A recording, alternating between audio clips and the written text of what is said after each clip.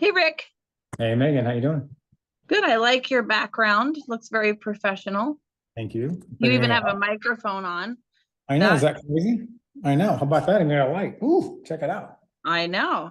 Much better quality on your phone recording, I believe, than your whatever it is else that you use. So Yeah, generally, yeah.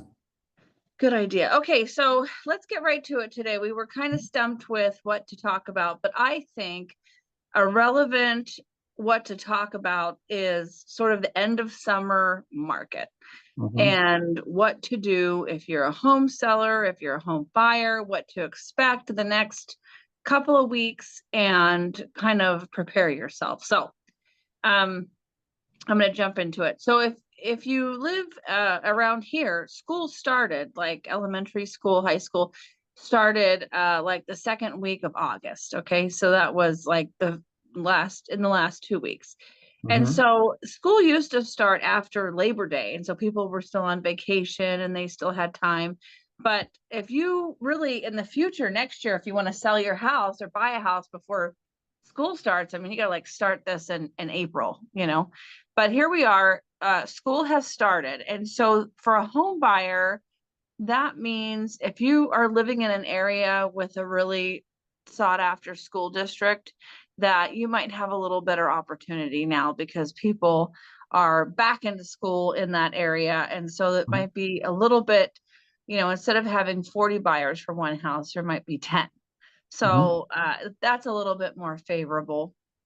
And from here on out, we're going to see houses sort of coming off the market. There's not, inventory is not going to grow the way it has, in the spring and in the summer. We're going to be entering fall. So we'll have a little bit less to choose from, but a little fewer buyers to compete with.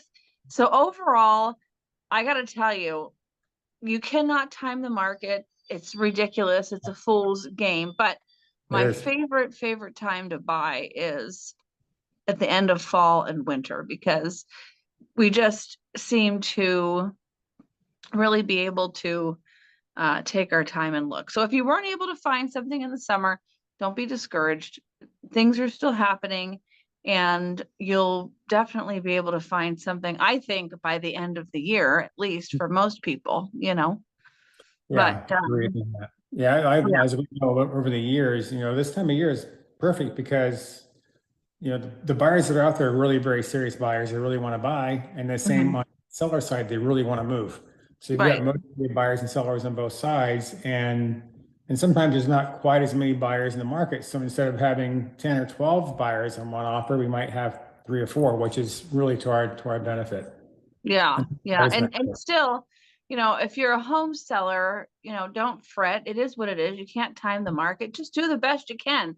And even though, it is still more of a seller's market than a buyer's market continuously, but don't take that for granted. Don't think, hey, it's a seller's market, whatever, to all the buyers. You still need to prepare your house. It needs to look really nice, move-in ready as possible, and priced right. Mhm. Not overpriced because even though the market's hot, if your house is overpriced, oh, it's going to sit there. So it's better to make it compelling. If the listing is compelling, then it's selling. Mhm. So it's got to be priced maybe a little bit under market to attract as many people as possible. I just put one up for sale in West Anaheim, and it's a small house. It's about 1,000 square feet, but it has a big lot.